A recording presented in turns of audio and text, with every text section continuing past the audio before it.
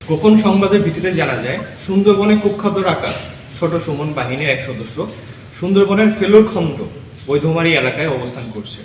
প্রাপ্ত তথ্যের ভিত্তিতে গত 22 মার্চ 2026 তারিখ রবিবার বিকাল 3টায় কোস্টগার্ড বেস মংলা ও স্টেশন হারবারিয়া কর্তৃক বাগেরহাটের মংলা থানাধীন বৈদ্যমারী বাজার সংলগ্ন এলাকায় একটি বিশেষ অভিযান পরিচালনা করা হয়। অভিযান চলাকালীন উক্ত এলাকা হতে সুন্দরবনের কুখ্যাত ডাকাত ছোট সুমন বাহিনীর এক সদস্য ইয়াসিন শেখকে আটক করা হয়। পরবর্তীতে আটককৃত ডাকাতের তথ্যের ভিত্তিতে আজ 23 মার্চ 2026 তারিখ সোমবার মধ্যরাত 1টায় মংলা থানাধীন ধানসিঁড়িচল খাল সংলগ্ন এলাকা হতে একটি 1 নলা বন্দুক, 4 রাউন্ড তাজা কার্তুজ ও 4 রাউন্ড ফাঁকা কার্তুজ জব্দ করা হয়। আটককৃত ডাকাত ইয়াসিন শেখ বাগেরহাট জেলার মংলা থানার বাসিন্দা। সে দীর্ঘদিন যাবৎ ছোট সুমন বাহিনীর সঙ্গে ডাকাতি এবং ডাকাত দলকে অস্ত্র, গোলাবারুদ ও রসদ সরবরাহের মাধ্যমে সহযোগিতা করে আসছিল। জব্দকৃত আলামত ও আটককৃত ডাকাতের পরবর্তী আইনানুগ ব্যবস্থা গ্রহণের কার্যক্রম প্রক্রিয়াধীন রয়েছে।